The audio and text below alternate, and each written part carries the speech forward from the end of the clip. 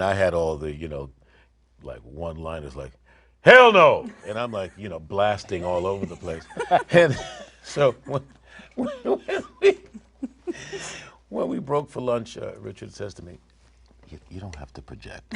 No, it's okay. We're all right here. And I'm like, there's nobody else out there. That's right. Okay. Yeah.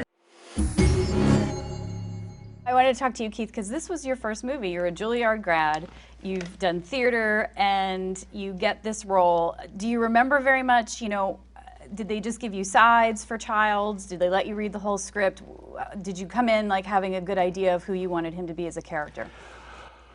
Well, like I said, it was my first movie, and I never knew that. And and I think, this is what I heard.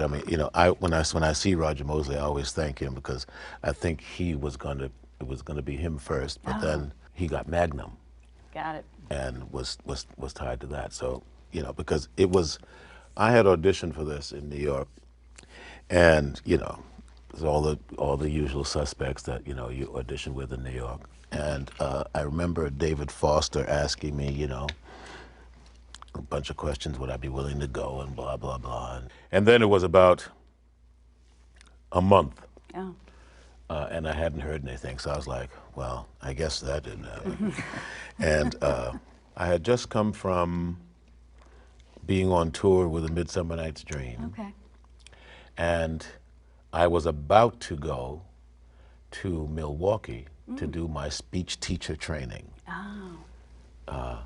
And so we was, my lady at the time, we both worked at La Mama a lot. So she was working at La Mama, and I came down to the bar to meet her. And she said, honey, you're not going to be able to go to Milwaukee. And I'm like, oh God, what else? Why not? She said, because you got the movie. And I'm like, what? She knew before Are you kidding me? She knew. I guess my agent had called her and told her, and I was like, buy everybody a drink, just one for everybody. Yeah, don't get too crazy.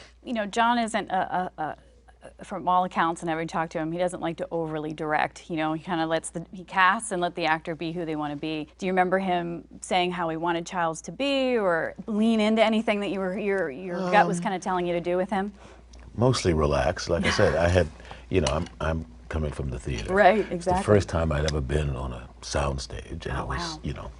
These 30 feet ceilings and stuff. And I remember Richard Masser and Hallahan and a couple of guys, we were sitting around, and we had Wilford Brimley, and we were sitting around this huge table, and Brimley was kind of talking like, I don't know what this thing is, and if this thing is going to be like that, and I'm thinking to myself, I can't hear him. Yeah, I can't hear him. Right. And then when it came, and I had all the, like one-liners like, hell no! And I'm like, blasting all over the place. And so when we broke for lunch, Richard says to me, you don't have to project. No, it's okay. We're all right here. And I'm like, there's nobody else out there. That's right. Okay. Yeah. Yeah. Theater voice So, versus and, invoice. and listen, and here it is, 35 years later, and I'm still learning the same lesson. Bring it down. Bring it down. Yeah.